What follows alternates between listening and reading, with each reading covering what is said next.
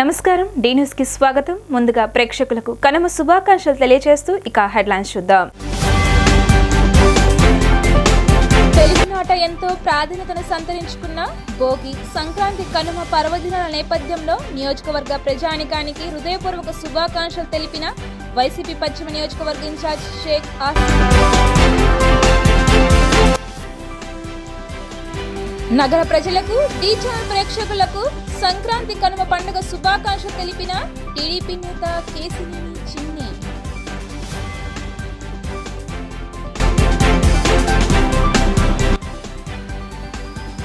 అంతర్జాతీయ టీ20 పునరాగమనం సందర్భంగా సరికొత్త రికార్డు సాధించిన team India star batter Virat Kohli.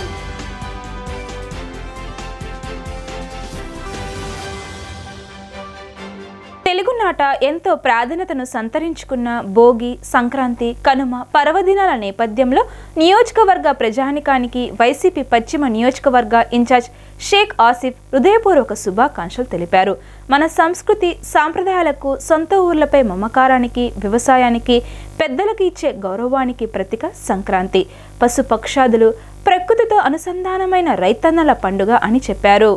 Bhogi మంటల వెలుగులు, రంగవల్లులు, వేకోజామున తలంటు స్నానాలు, పిండి వంటలు, గంగిరెద్దుల ఆటలు, హరిదాసు కీర్తనలు, గాలిపటాల సందళ్లు, పండుగ తెచ్చే సంబరాలతో ప్రతి ఇంట ఆనందాలు వెల్లివిరియాలి.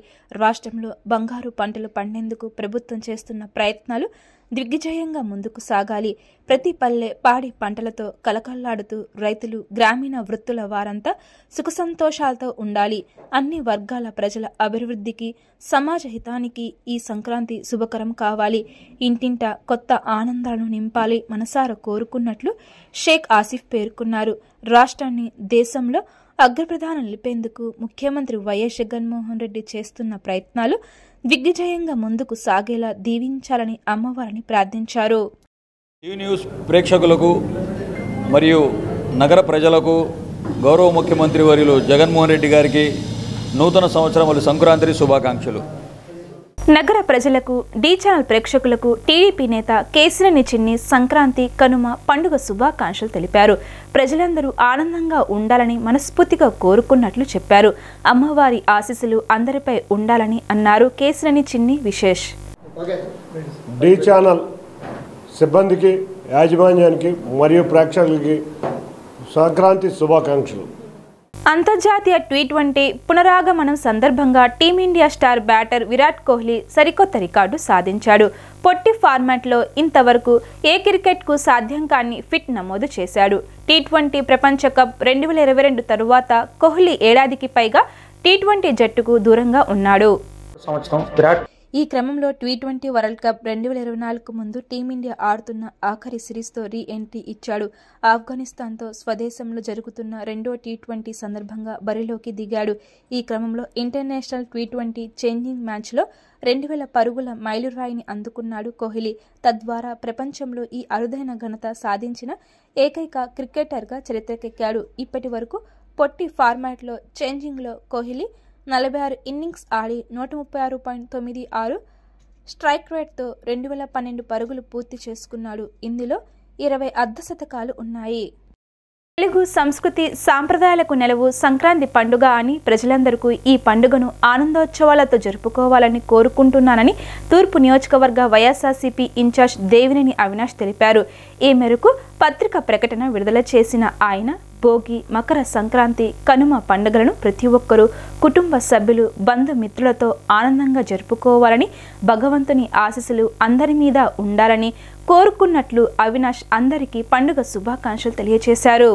ఛానల్ ప్రేక్షకులకు మరియు విజయవాడ నగర ప్రజానికానికి సంక్రాంతి శుభాకాంక్షలు తెలియజేస్తూ ఈరోజు అమ్మవారి ఆశీస్సులతో ప్రజలందరూ గారు ఆనందంగా ఉండాలని చెప్పని, ముఖ్యంగా రైతులు వాళ్ళు పండించిన పంట కానివ్వండి అన్ని విధాలుగా వాళ్ళకు ఉపయోగపడి వాళ్ళందరూ గారు సంతోషంగా ఉండాలని చెప్పని, ఈ సంవత్సరం గత సంవత్సరంలాగా సంక్షేమ కార్యక్రమాలు, అభివృద్ధి కార్యక్రమాలతో, వర్షాలతో ప్రతి ఒక్కరి గారు ఆనందంగా ఉండాలని చెప్పని మనస్ఫూర్తిగా కోరుకుంటూ మరొకసారి ప్రజానికానికి సంక్రాంతి శుభాకాంక్షలు తెలియజేస్తాను. నగర ప్రజలకు మరియు డి ఛానల్ ప్రేక్షకులకు డి ఛానల్ ఎండి కడియాల బుచ్చిబాబు భోగి, సంక్రాంతి పండుగ శుభాకాంక్షలు తెలిపారు. తెలుగు సంస్కృతి సాంప్రదాయాలకు నెలవు సంక్రాంతి పండుగ అని ప్రజలందరూ ఈ పండుగను ఆనందోత్సవాలతో జరుపుకోవాలని కోరుకుంటున్నానని తెలిపారు. పండుగలను ప్రతి ఒక్కరూ కుటుంబ సభ్యులు బంధుమిత్రులతో ఆనందంగా జరుపుకోవాలని భగవంతుని ఆశీస్సులు అందరి మీద ఉండాలని కోరుకున్నట్లు బుచ్చిబాబు అందరికీ పండుగ శుభాకాంక్షలు తెలియజేశారు. జగన్ పాలనలో అందరికీ మంచి జరగాలని అమ్మవారిని కోరుకున్నట్లు చెప్పారు. విజయవాడ నగర ప్రజానికానికి అలాగే డి ఛానల్ ప్రేక్షకులకి, సిటీ కేబుల్ ప్రేక్షకులకి, సి ఛానల్ ప్రేక్షకులకి అందరికి కూడా నా హృదయపూర్వక నమస్కారాలు తెలియజేసుకుంటున్నాను. సంక్రాంతి సందర్భంగా ఈ రోజున రాష్ట్రం అంతా కూడా సంక్రాంతి సంబరాలు చేసుకుంటుంది. భోగి పండగ, కనుమ అనేది ఈ యొక్క పండగకి ఎంతో ప్రాధాన్యత ఉంది. ఈ ఆంధ్రప్రదేశ్లోనే ప్రజలందరూ కూడా సస్యశ్యామలంగా ఉండాలని, పాడి పంటలతో తలదొంగాలని, ఆరోగ్యశ్రేలతో ఉండాలని, అదే రకంగా రాబోయే కాలంలో వైఎస్ఆర్ ప్రభుత్వంలో జగన్ గారిని ముఖ్యమంత్రి చేయాలని చెప్పని మనస్ఫూర్తిగా కోరుకుంటూ అందరూ కూడా పండగ వాతావరణం సుఖంగా ఉండాలని, అట్లాగే ఈ తూర్పు నియోజకవర్గంలో అవినాష్ గారు కూడా గెలిపించాలని కోరుకుంటూ మీ అందరి దగ్గర చాలా తీసుకుంటాను. ఇంద్రకీలాద్రిపై వేంచేసి ఉన్న శ్రీ కనకదుర్గ అమ్మవారి సన్నిధిలో సంక్రాంతి సంబరాలు వైభవంగా నిర్వహించారు. ఈ వేడుకల్లో భాగంగా గొబ్బి పూజలు శాస్త్రోక్తంగా జరిగాయి. గొబ్బెమ్మలను వివిధ పుష్పాలతో అలంకరించి యువతులు పూజలు ఆచరించారు. అనంతరం గొబ్బెమ్మల చుట్టూ తిరుగుతూ పాటలు ఆలాపించారు.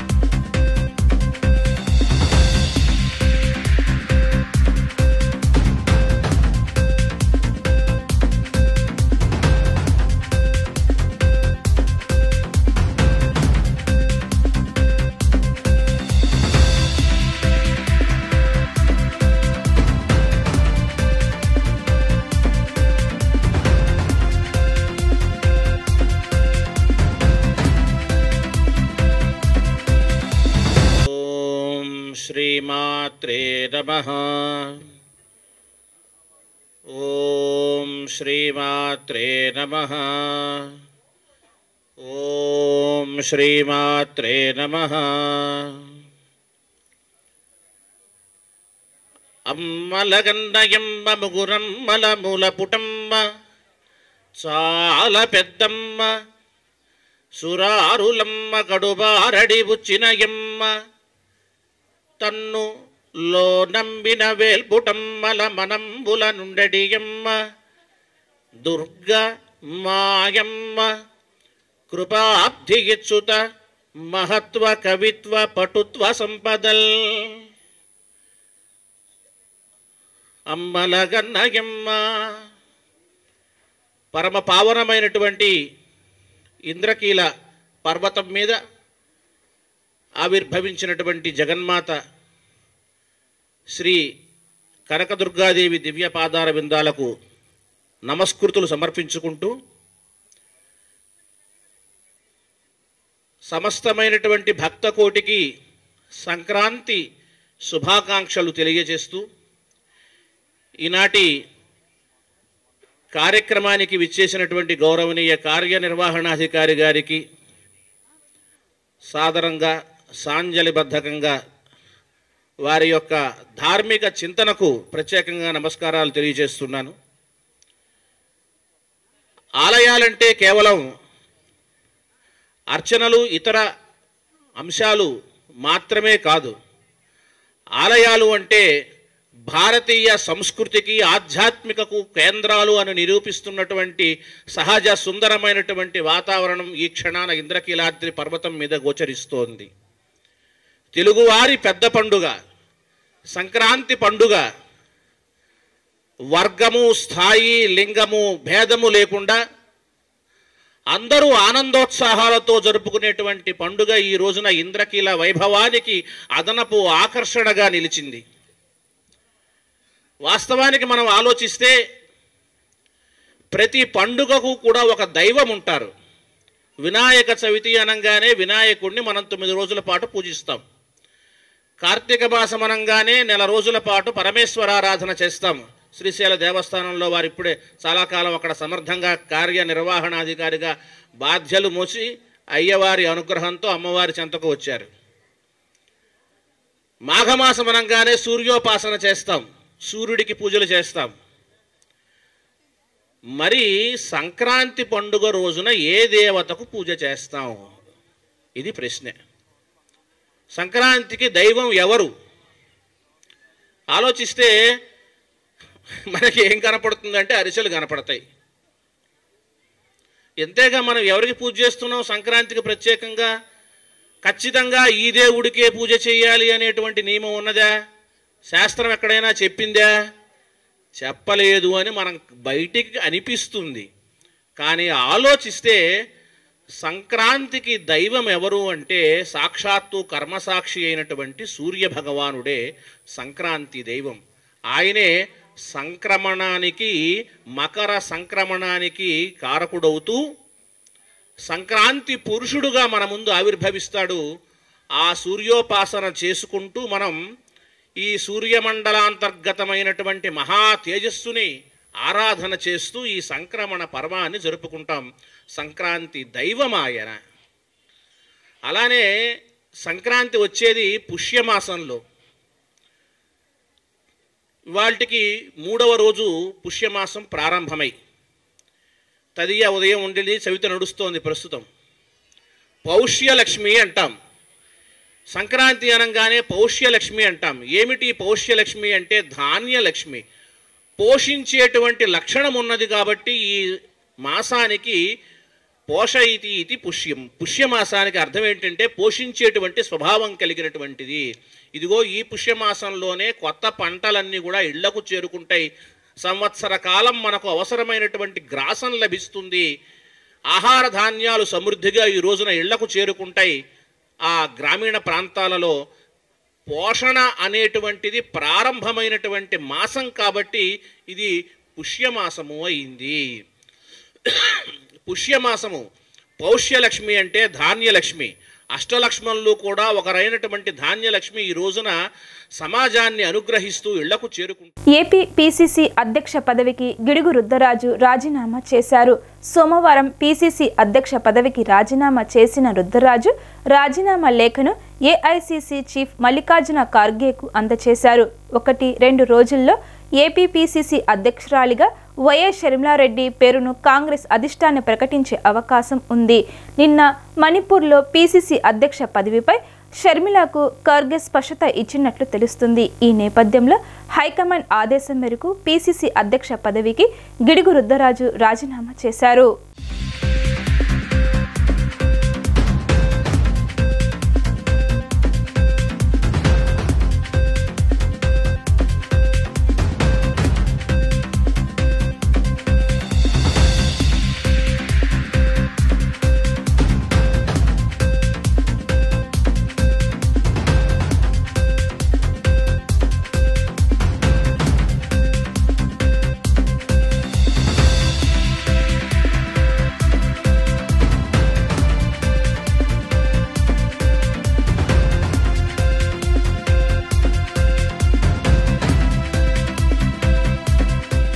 అంగన్వాడీలకు తానిచ్చిన హామీని అమలు చేస్తానని ముఖ్యమంత్రి జగన్మోహన్ రెడ్డి స్వయంగా ప్రకటించాలని సిపిఐ రాష్ట్ర కార్యదర్శి కె రామకృష్ణ డిమాండ్ చేశారు. రాష్ట్ర వ్యాప్తంగా 1,06,000 మంది అంగన్వాడీలను సంక్రాంతి పండుగకు దూరం చేసింది జగన్మోహన్ రెడ్డేనన్నారు. ఇచ్చిన మాట అమలు చేస్తుంటే అంగన్వాడీలు రోడ్డెక్కేవారా అని ప్రశ్నించారు. అంగన్వాడీల సమస్యల పరిష్కారం కోసం చర్చలెందుకు జరపడం లేదని, జగన్ మాట తప్పను మడమ తిప్పను అంటే ఇదేనేమో అని ఎద్దేవా చేశారు. జగన్ సర్కార్కు అంగన్వాడీ కుటుంబాల ఉసురు తగిలి అధికారానికి దూరం అవుతారని జోష్యం చెప్పారు.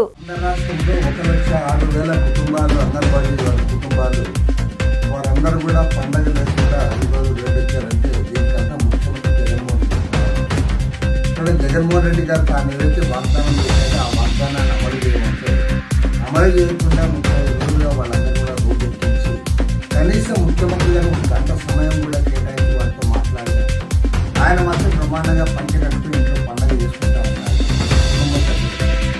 కానీ పాపం 1,06,000 కుటుంబాలు మాత్రం వాళ్ళ రోడ్డు ఎక్కి వాళ్ళు ముఖ్యమంత్రి జగన్మోహన్ రెడ్డి గారు తాను ఇచ్చిన విశ్వాసం తక్షణమే కుటుంబంగా పరిగణించాలి. వారందరూ కూడా పండుగ ఇచ్చినట్టు లేకపోతే మాత్రం ఖచ్చితంగా వాళ్ళ కుటుంబాల ఖచ్చితంగా రాబోయే ఎన్నికల్లో చేస్తారు. ఈ కుటుంబాలే కాదు, వారితో పాటు వారి బంధువులు, అదేవిధంగా రాష్ట్ర వ్యాప్తంగా కార్మికులు, ఉద్యోగస్తులు అందరూ కూడా ఇవాళ చాలా బాధగా కోపంగా ఉన్నారు. ముఖ్యమంత్రి గారు వెంటనే స్పందించి పూర్వకంగా వారి సమస్యలు పరిష్కారం చేస్తామని సమ్మె విరమింపజేయాలని కూడా డిమాండ్. కొత్తూరు తాడేపల్లి గ్రామంలో అక్రమ మైనింగ్ ద్వారా అధికార పార్టీ నాయకులు కోట్లాది రూపాయలను అక్రమంగా దోచుకుంటున్నారని మాజీ మంత్రి దేవినేని ఉమామహేశ్వరరావు ఆరోపించారు. అక్రమ మైనింగ్ కార్యకలాపాలపై చర్యలు తీసుకోకపోతే పెద్ద ఎత్తున నిరసన తెలుపుతామని హెచ్చరించారు. తాడేపల్లిలో అక్రమ మైనింగ్ ఆపాలంటూ తెదేపా నాయకులు చేస్తున్న నిరసన శిబిరంలో మాజీ మంత్రి దేవినేని ఉమామహేశ్వరరావు పాల్గొన్నారు. ఈ సందర్భంగా ఆయన మాట్లాడుతూ కొత్తూరు తాడేపల్లిలో పగలు రాత్రి తేడా లేకుండా మట్టిని టిప్పర్లో తరలిస్తున్నారన్నారు. అధికార పార్టీ నాయకులు అక్రమ మైనింగ్లో కీలక పాత్ర అధికార పార్టీ నాయకులు అక్రమ మైనింగ్లో కీలక పాత్ర పోషిస్తుండటంతో అధికారులు ఏమాత్రం పట్టించుకోవడం లేదన్నారు. ఇప్పటికే పోలవరం కాలువగట్టు మట్టిని తరలించేశారన్నారు. అక్రమ మైనింగ్ కార్యకలాపాలపై చర్యలు తీసుకోకపోతే పెద్ద ఎత్తున నిరసన తెలుపుతామని హెచ్చరించారు.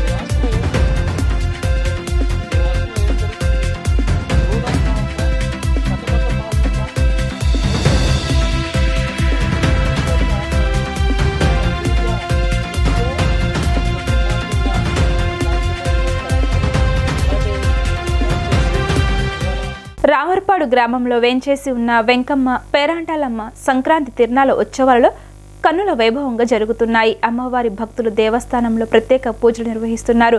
టీడీపీ నాయకులు కొల్ల ఆనంద్, సన్నాల బాలాజీ, టీడీపీ కార్యకర్తలు రావులపాల్లోని వెంకమ్మ పేరాంటాలమ్మ ఉత్సవాల్లో భాగంగా అమ్మవారిని దర్శించుకున్న గన్నవరం నియోజకవర్గ వైసీపీ నేత దుట్ట రామచంద్రరావు, వైసీపీ కార్యకర్తలు పలువురు ప్రముఖులు వెంకమ్మ పేరాంటాలమ్మ తల్లికి ప్రత్యేక పూజలు నిర్వహించి అమ్మవారిని దర్శించుకున్నారు.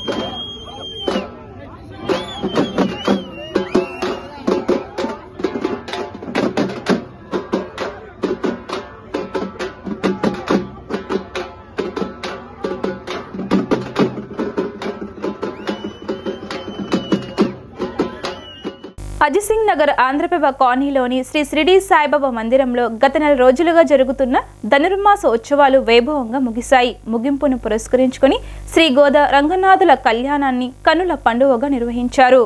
ఆంధ్రప్రభ కాలనీలో గల శ్రీ షిరిడి సాయిబాబా మందిరంలో ధనుర్మాస ఉత్సవాల ముగింపును పురస్కరించుకుని శ్రీ వెంకటేశ్వర స్వామికి ప్రత్యేక పూజలు అభిషేకాలు నిర్వహించారు. పంచామృతాలతో అర్చనలు అభిషేకాలు నిర్వహించారు. అనంతరం గోదా రంగనాథుల కళ్యాణ మహోత్సవం కన్నుల వైభవంగా నిర్వహించారు. గోదా రంగనాథుల కళ్యాణ మహోత్సవానికి భక్తులు పెద్ద ఎత్తున తరలివచ్చారు. శ్రీ సాయి ప్రభా సేవా ట్రస్ట్ ఆధ్వర్యంలో భక్తులకు ఉచితంగా ప్రసాదాలను అందించారు.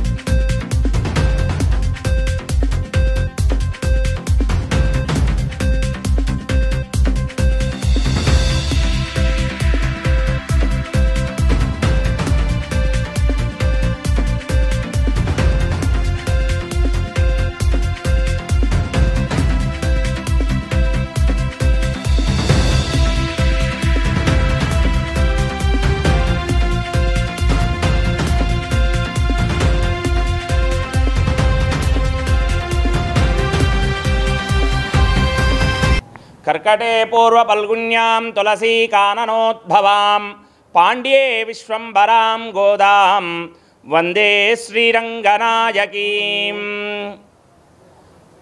మన విజయవాడ ఆంధ్రప్రభ కాలనీలో షిరిడి సాయిబాబా గుడిలో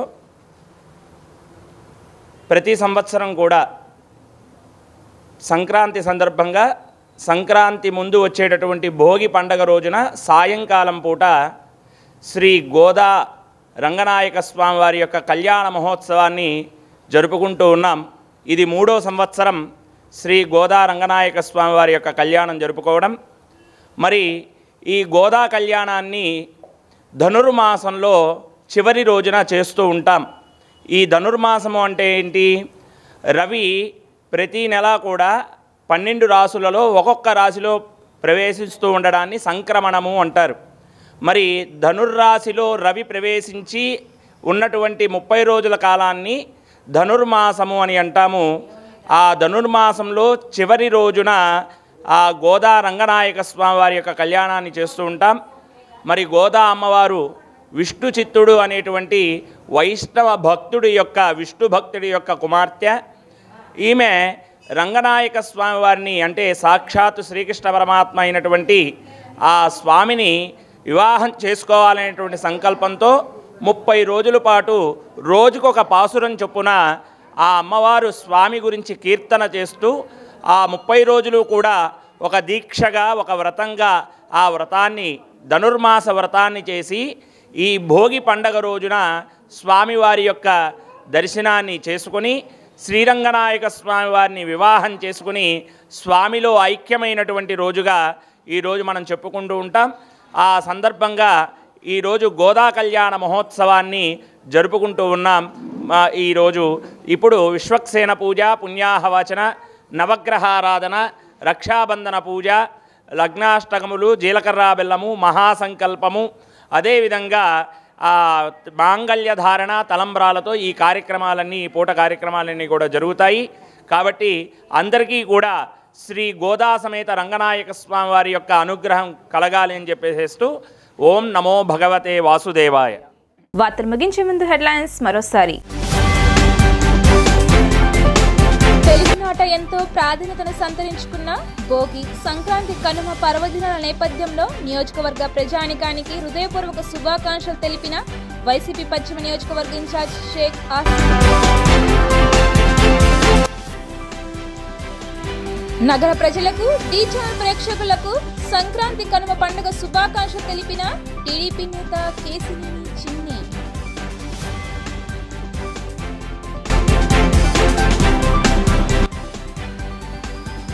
అంతర్జాతీయ T20 పునరాగమనం సందర్భంగా సరికొత్త రికార్డు సాధించిన team India star batter Virat Kohli.